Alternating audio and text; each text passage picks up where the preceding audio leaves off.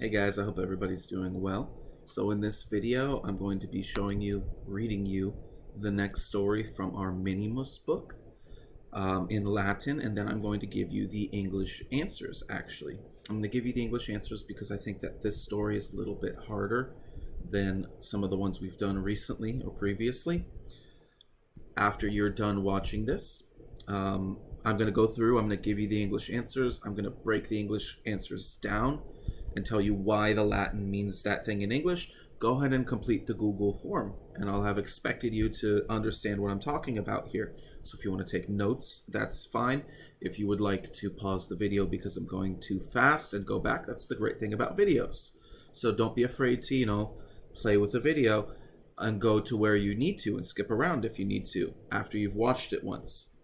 All right, so let's go ahead and get started. The story that we're talking about is chapter 9 from our book. The chapter is called Martius, which is March, the month. Subtitle, Wonderful Days. So here, the story set that we're reading specifically is called The Twins Are Named. Remember there was a couple of twins that were born recently in our story? And in this story, they get their names. Back at home in Iboracum, Lepidina and Rufus are describing to Pandora the two special days when the twins were named. So, for the ancient Romans, you might be wondering why these twins don't already have names, because it's been a little while already, and they don't have names yet. In olden days and in Roman days, a lot of times they would wait. And for the Romans, they would usually wait 8 days, and for other cultures, they might wait more or less time. So I want you to think about why that might be. Why might they wait and not give the twins or the children a name on the first day that they were born? And well, now the answer is that in olden days, and in Roman days specifically, it was very dangerous when children were born. A lot of times, a little baby would not live, actually, beyond the first few days because they didn't have medicine like we have today. And it was very, very common for a child to be born sick or have some problem, and then the child would not survive. So the Romans and other people would usually wait a set amount of time to be sure that the child will probably survive, and then they'll give the child a name. Because, I don't know, I guess they felt you don't want to give a name to it if it's just going to die in the first couple, if the baby's just going to die in the first day or two. That was just what they did. So anyway, let's go ahead and get started with the Latin story. I'm going to read the Latin first and then give you the English meaning. So please take notes if you need, pay attention. Box 1. Octavo die, amici et cognati ad villam veniebant, Lepidina says. So let's break that down. She says, Octavo die, amici et cognati. On the 8th day, friends and relatives. So remember I said on the 8th day, octavo die, is when the child gets a name, or children in this case. Octavo sounds a little bit like octo, which remember is the word for 8. Die, day, we've seen that before. So together, octavo die, on the 8th day. Amici, friends, which we know, et cognati, and relatives. Ad villam veniebant. One second. Ad villam veniebant, came to the house. On the 8th day, friends and relatives came to the house. Let's look at this a little bit more, a little bit closer. Veniebant has 2 parts in the ending I want you to look at. Sorry. It has the unt ending for OST, mustis unt. And the unt means they. Well, we're using an unt for they because we have amici et cognati, friends and relatives. And then you see a green part there, ba. The ba shows you that the word is past tense. It's a sign. So we say came to the house because she's talking in the past. We don't say come to the house. And that's what ba tells you here, past tense. So that's box 1. Let's move on to box 2. Box 2, the Latin.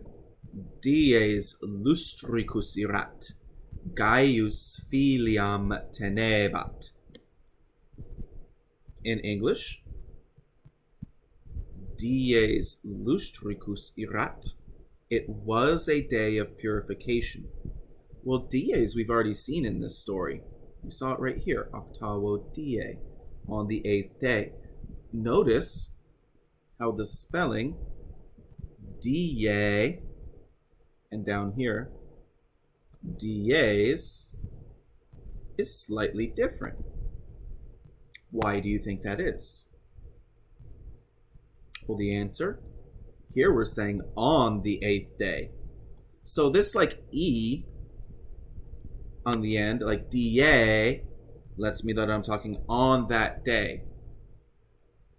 And this one right here is just the normal way to say the word, dies. It was a day. Remember, spelling always matters in Latin. So then we have erat, it was, which actually comes at the front of our English sentence.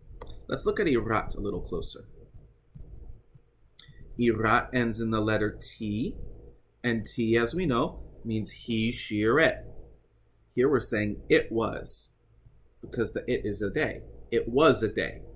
You wouldn't say he was a day or she was a day. You say it was a day. And so ira means was, of course. Then lustricus must mean purification or of purification. So if you don't know what purification is, it's basically like cleaning and making yourself really wholesome. So if you're doing something really, really important, specifically something religious, you want to purify yourself. Because if you're doing something religious where you you're not clean, or like, and you have like, you've done bad things recently, people will think it would make, for the Romans, it would make their gods angry. Okay, next. Gaius filiam tenebat. Gaius was holding his daughter. So let's look at this one a little closer. Can't really zoom in anymore, but okay. Gaius, of course, is Gaius. Tenebat is was holding. Remember how above, when we had venie bant, I said that the unt was for OST mustisunt, and the ba showed you past tense? Well, here you can see it really obviously. You can see we have a T for he, she, or it, because our he, she, or it is Gaius. And then we have a ba for past tense, was holding.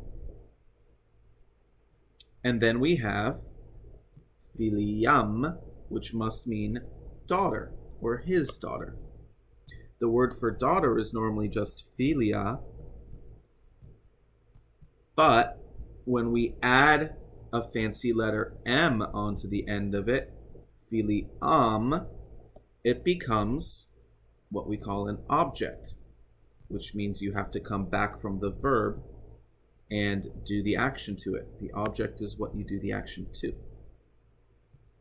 Okay, so that's box 2 altogether. Dies lustricus erat. It was a day of purification. Gaius filiam tenebat. Gaius was holding his daughter. Let's go to box 3. So over here he says, this is Gaius still, nomen tuum Gaia carissa est. Down here, Gaius aquam in filiam spargebat. So let's break that down in English. This first one should be pretty easy, I think. Nomen tuum Gaia carissa est. Your name is Gaia carissa. We've done this word nomen before, which is name. And he's talking to the little baby. So he says tuum, your. Then we have est, which of course means is. Now remember, the order of the Latin sentence is a little bit weird. Est is kind of here in the middle, is. But in the Latin sentence, it comes on the end. So you have to sort of change the order and pretend like it's like right here. Nomen tuum est Gaia carissa. And then Gaia carissa is the name of the little baby. Now, this next one, Gaius aquam in filiam spargebat. Gaius sprinkled water onto his daughter. Let's break that down. Gaius, of course, is Gaius. Let's find out what he's doing. Spargebat. We have a T for he, she, or it, because Gaius is a he, she, or it. Then we have ba, which I've said a few times now is for past tense. So, sprinkled, like sprinkled, not sprinkling. He did it in the past. And then we have aquam, which is, again, what we call the object. Remember, the word for water normally is aqua. But here we have aquam. Check the spelling. Normally we would say A-Q-U-A. Here we say A-Q-U-A-M. And the M is important, because if we didn't have the M, this sentence wouldn't make any sense. The M tells you to come back and point at it with the verb, because it is the object. Then we have in filiam. Here the in actually means on to, not in. You can't sprinkle water in somebody. And then filiam is still his daughter. Come on, erase. There we go. All right, so that's box number 3. Let's do one more, or 2 more actually. Box 4. Omnes dona dabant, omnes laetissimi irant. Short and simple. Omnes dona dabant, omnes everyone. Dabant was giving. Dona, gifts. You should notice, by the way, how dona sounds a lot like the English word donate, which isn't a mistake, by the way, because we donate gifts. Omnes means everyone. We've seen that a few times. Dabant, unt ending, because an unt means they, and everyone is a they. Ba for past tense. I'm almost certainly going to ask you a question about the ba on the Google form, by the way, because I've said it like 5 times now. And then we have omnes laetissimi irant. Everyone was very happy. Omnes is everyone again. Irant was. Irant is sort of like est in the past, or sunt in the past. Est and sunt are unique words. They don't add the ba to become past tense. Irant just is the past tense. They're special words. And then laetissimi must mean very happy. And let's do this box and then we'll stop for today. 5. Rufus animalia ainea dare volebat, sorry. Sed periculosum erat, quod carissa parva erat. Let's look at this closer with English meanings. Rufus animalia ainea dare volebant. Rufus. And then you have to go all the way to the end here to find what he's doing. Volebant. It should be volebat. I apologize. So with a T, not unt. We have the T for he, shear, it. Here, let me see if I can push this together. There, that's better.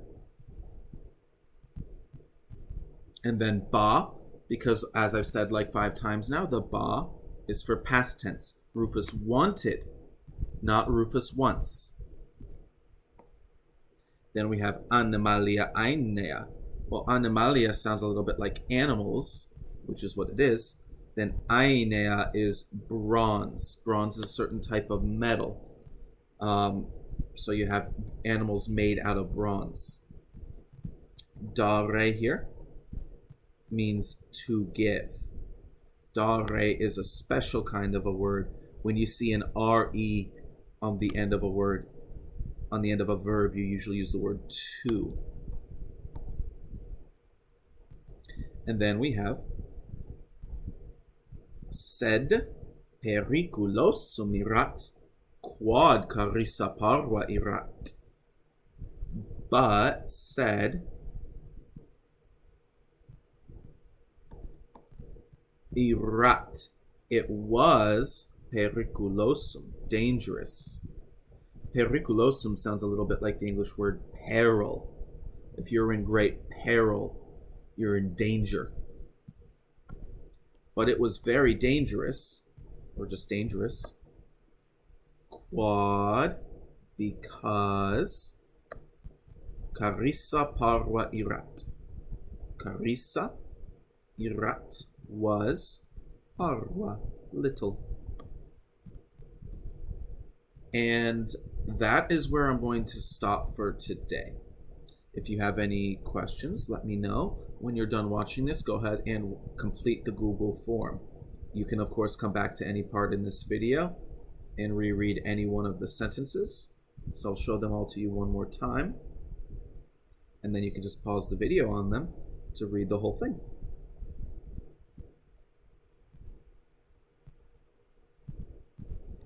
And that will be it for today. I will see you guys next time. Walete, goodbye.